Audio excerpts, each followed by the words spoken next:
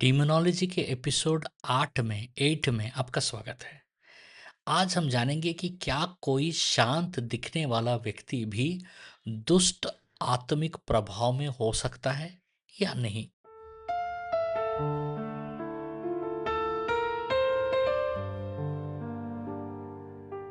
Video को अंत तक जरूर देखिएगा क्योंकि मैं एक सवाल पूछूंगा और पहले 3 सही जवाब देने वालों में से 2 जन को मेरा लिखा हुआ किताब इनाम में मिलेगा और किताब बाई पोस्ट आएगा आपके घर। मेरा लिखा हुआ किताब दुष्ट आत्माओं को कैसे निकाला जाए ज़रूर पढ़िएगा। अगर आप मिनिस्ट्री में हैं तो ये किताब आपको बहुत मदद करेगा। अगर आप मिनिस्ट्री में नहीं भी है तो जानकारी के लिए बहुत सारे सवाल जो लोगों को संदेह है, डाउट्स हैं, उन सबको मैंने उस किताब में मैंने आंसर किया है और एड्रेस किया है।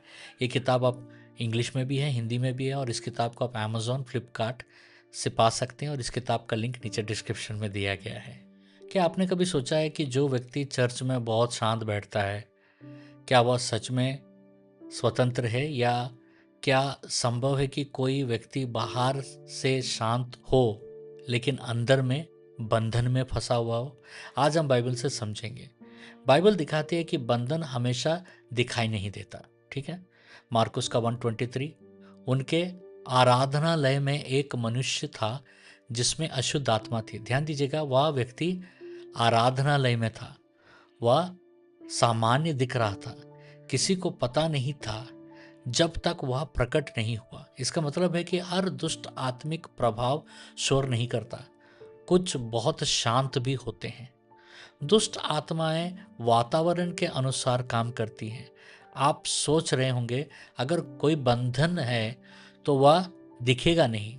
नहीं, बाइबल दिखाता है कि अलग अलग केसेस में मैनिफेस्टेशन अलग अलग होता है। गदरनी व्यक्ति मार्कुस 5 में वायलेंट था, लेकिन मार्कुस 1 का व्यक्ति शांत था, क्योंकि आत्माएं एनवायरनमेंट के अनुसार अडेप्ट करती हैं। और कोई व्यक्ति बहुत शांत है तो उसका स्वभाव भी हो सकता है, ये नहीं कि वो अंदर से ट्रैप्ड है या दुष्ट आत्मा पीड़ित है इसलिए वो शांत रहता है। क्योंकि कुछ लोग शांत रहना पसंद करते, कुछ लोग कम बात करते। तो हर चीज को हम डिमोनोलॉजी में और डेलिवरेंस के नजर से नहीं देखना चाहिए। ठीक है, सबसे खतरनाक बंधन जो छिपा हुआ है, प्रभु यीशु ने कहा मत्ती 6:23 में, यदि वह ज्योति जो तुझ में है अंधकार है तो वह अंधकार कितना बड़ा होगा। इसका मतलब है सबसे खतरनाक अंधकार वह है जो ज्योति जैसा दिखता है।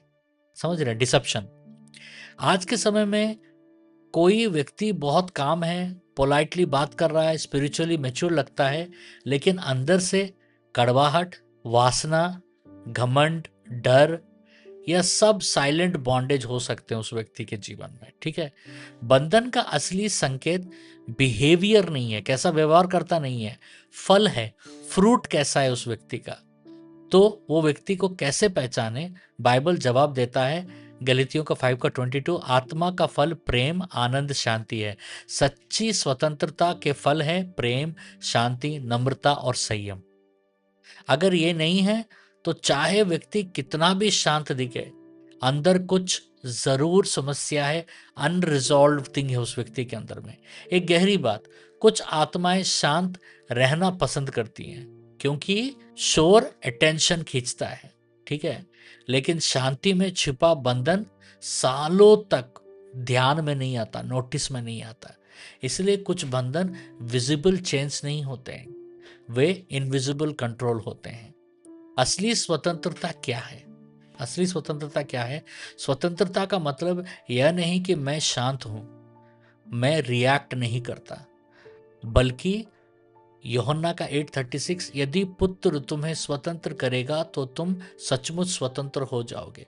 सच्ची स्वतंत्रता अंदर से होती है, यीशु के साथ संबंध से आता है। मैं बहुत शांत व्यक्तियों को मैंने देखा है, जैसा आराधना शुरू होता है, जैसा प्रार्थना शुरू होता है, परमेश्वर का प्रेजेंस जब आता है तो उनमें से दुष्ट आत्माएं निकलना शुरू होते हुए मैंने कईयों को देखा है।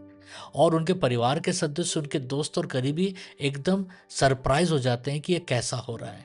लेकिन परमेश्वर का उपस्थिति सब एक्सपोज कर देता है। याद रखिएगा, कुछ सूचना है कि हर मंडे और वेडनेसडे को भारत के समय में रात को 9 बजे मैं लाइव आता हूँ और सपनों का अर्थ बताता हूँ। नीचे डिस्क्रिप्शन में ड्रीम इंटरप्रिटेशन फॉर्म का लिंक दिया गया है, उसमें आप अपने सपनों को भेजिएगा, मैं इंटरप्रेट करूँगा। और हर पहला और तीसरा फ्राइडे, फर्स्ट और थर्ड फ्राइडे को मैं भारत के समय में रात को 9 बजे आता हूँ यूट्यूब पर और चंगाई प्रार्थना करता हूँ। हमारे साथ ज़रूर जुड़िएगा। और सेकंड और फोर्थ फ्राइडे, दूसरा और चौथा फ्राइडे को हमारा 12 घंटा का प्रार्थना होता है भारत के समय में, सुबह 7 से शाम को 7 बजे तक। हज़ारों की तादाद में लोग आते हैं, चिन्ह चमत्कार और परमेश्वर बहुत सारे कार्य कर रहे हैं। आप ज़रूर हमारे साथ जुड़िएगा। चलिए अभी हम एक छोटा सा प्रार्थना करते हैं।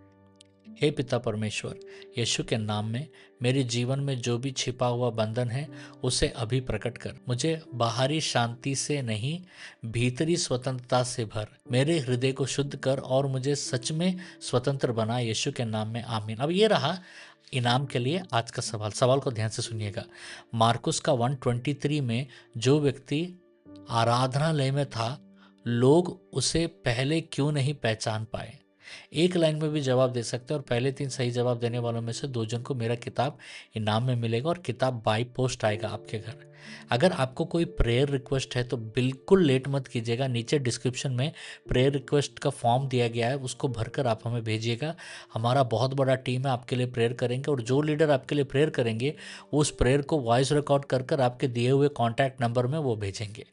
और इस फॉर्म को एक बार नहीं, आप कई बार भेज सकते हैं और कई बार आप अपने प्रेयर रिक्वेस्ट को हमें भेज सकते हैं, क्योंकि हमारा टीम आपको प्रेयर करेंगे और कवर करेंगे। परमेश्वर आपको बहुत आशीष दे। हम अगला वीडियो में फिर मिलते हैं।